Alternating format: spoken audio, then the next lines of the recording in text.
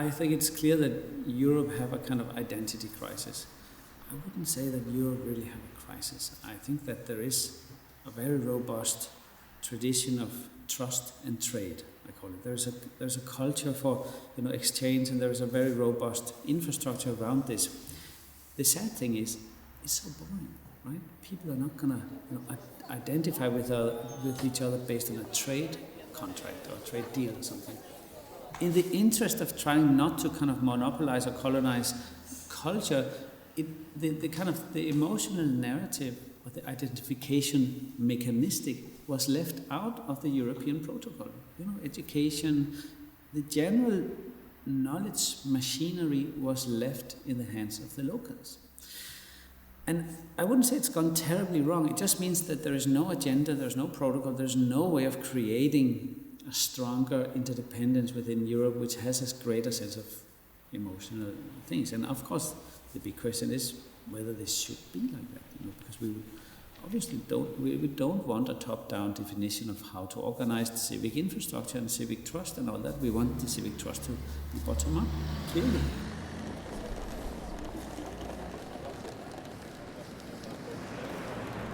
I believe in progress, and I believe in professional work. So I don't, and if we for a second just split the idealistic or the narrative of Europe of a dream and of a human project, but just see Europe as yet another political structure, not a state, but a kind of entity that tries to organize people's life in a certain space, in a certain time, which is what it is.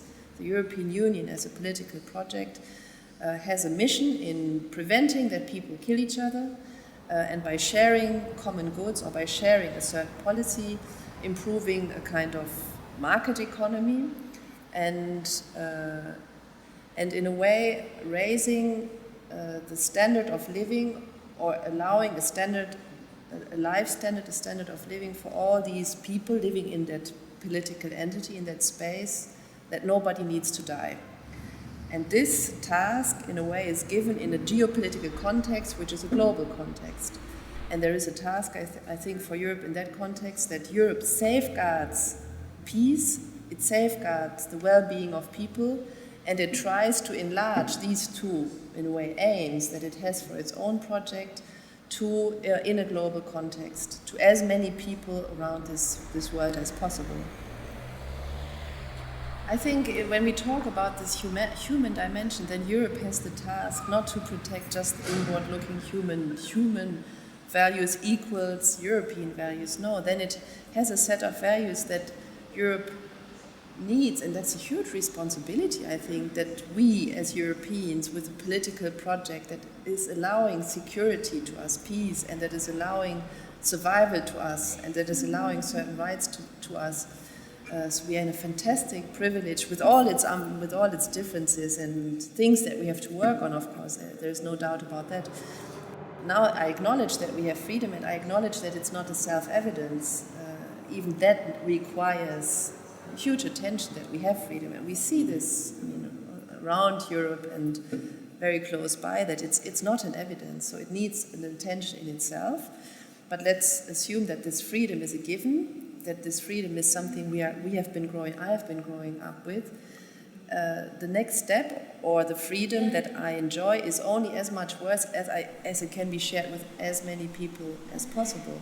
And that is justice. So freedom becomes justice, and justice is what should guide us.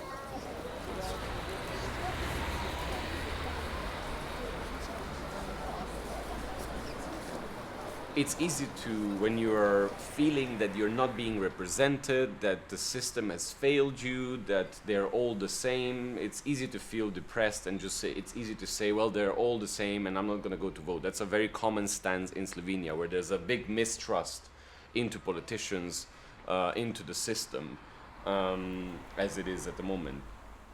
And sometimes I do face that question when I go to the ballot box, when I see an election in Slovenia, and I feel like, who the hell should I vote for? And you do easily fall into the trap, they're all the same. Countries say they want growth, but they're cutting culture, they're cutting education, they're cutting support to civil society organizations and to youth organizations, you're cutting what is actually the best investment in a future society. They are claiming that they want to have a knowledge-based society, but they are cutting the roots of that knowledge-based society. So that's what worries us a lot. So we need to get out of the paradigm of austerity, but also get out of the paradigm that just saving is going to be the best way to do it, and that saving on one thing is the only thing. In Greece, they didn't cut the military spending. They cut education and healthcare, so that people are now poorer than ever, but the military is still doing well. That just doesn't make any sense.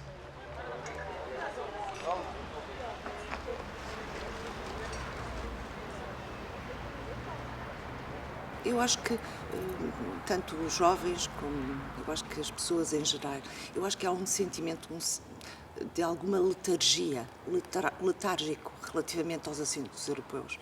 E eu acho que isso tem a ver com uma certa impotência que as pessoas e talvez os jovens sintam.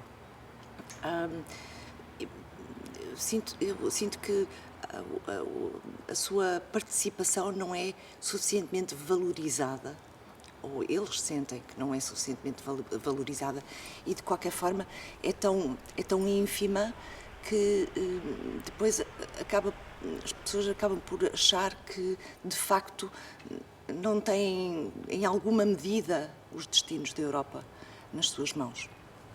E eu acho que é esse sentimento que deve ser alterado.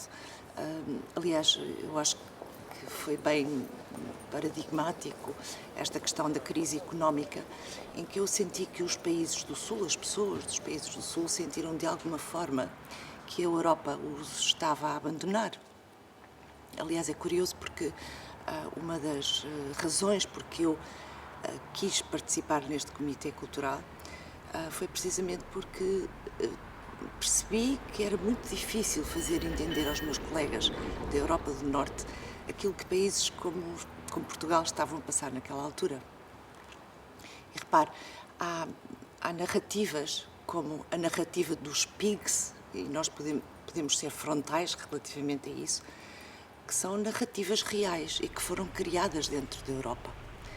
Aquilo que me parece é que o projeto europeu é um projeto com enorme potencialidade e eu sou, de facto, europeia e quero ser, mas não é um projeto sem mácula e por isso é que virar as costas ao projeto ou ser indiferente a esse projeto é mesmo a pior das soluções.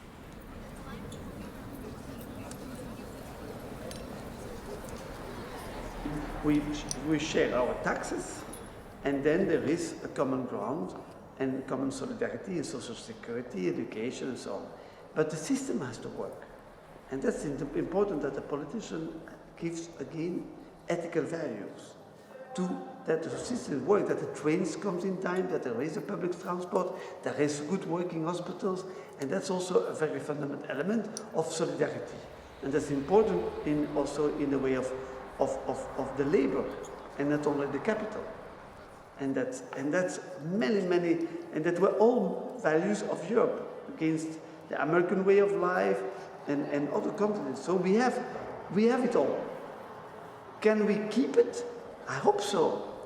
And can we keep it in a long-term vision? Yes, I hope so.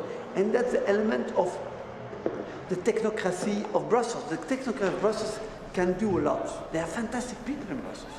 Fantastic administration, and so there's a negative perception. Brussels is always a fault, but it's a problem of the leaders who come with a most too egoistic perspective to Brussels. The problem is that it's not so difficult. A commissioner coming to Brussels and needs to take his job here, it will be very difficult because it's very complex in each of the departments. But he needs, in the first place, to have the passion and the vision. If he has passion, if the Juncker Commission, there is coming out, because it's the Erasmus generation, and the chief of staffs will be around the 40s, if these guys do understand that they have to communicate again with the young generation. Juncker is not one of these direct best symbols of that young generation, but if in the back office a young generation can take a power, and that certainly the cultural institutions as actors, like the Casa la Musica, all these large cultural institutions, that they do a bottom-up to give examples, and that will say that our institutions has to be again agoras of debate, but not only to tell, but also to act. Inside the university, inside the arts institutions, they have to act, each on its level. And that's, if with the project of the narrative, we can start again a movement as a stand-up for Europe, then we will have achieved something. And so it will be by the micro projects and not only by the macro project.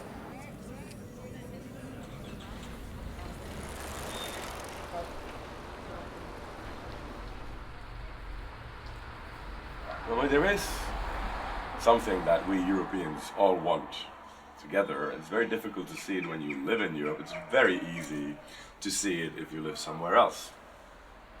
Anywhere.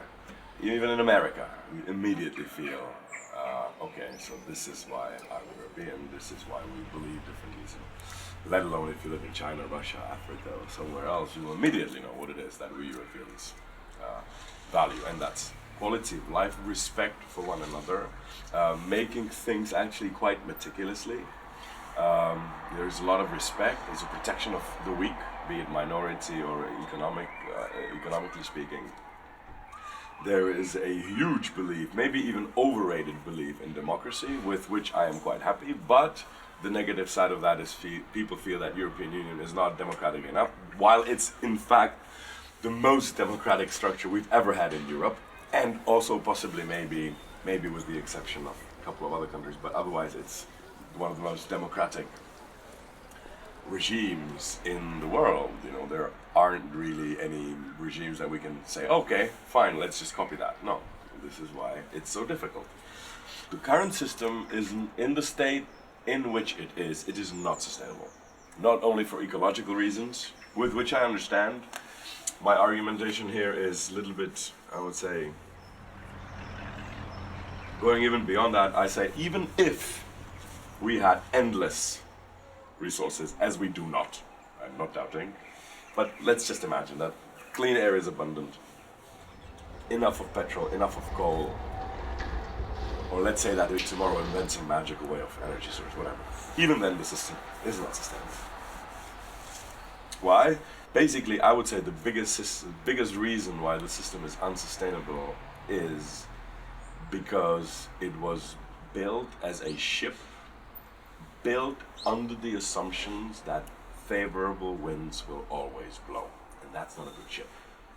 Of course, when you want to build a ship, you want to make sure that that ship can harvest the wind with the best possible, and that it can really make use of every single puff. But to build a ship that sinks the moment it starts raining, or the sun stops shining, the wind stops blowing, that's not a good ship.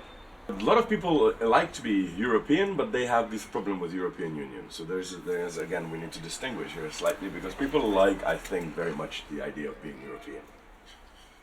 And the things that we don't like, we sort of can make fun about, and da-da-da-da-da-da. We're not so lenient when it comes to the European Union as a structure that enables sort of this idea of Europe that is not fighting with each other. The importance of our heritage, our history, about understanding, knowing about it, understanding it in the wider context is something that I very much hope that Europe and European Union will invest more attention in the future, in organizations like Europa Nostra and many other organizations active in that field on all levels, from the local level to the European level. I deeply believe that our culture, our cultural heritage is a huge resource that we have. Why I say resource? Because it is also source of inspiration. It is source of creativity. It is learning from the founding fathers. It is learning from so many generations before. It is getting inspiration for so many artists, scientists that have made Europe such a formidable place on the globe, and sort of continue to journey not just as a sort of fortress Europe, but rather as an open space, as Europeans, but cosmopolitan Europeans who are taking responsibility in the world of today, and in a way providing the necessary cultural leadership that the entire world today needs from Europe to take.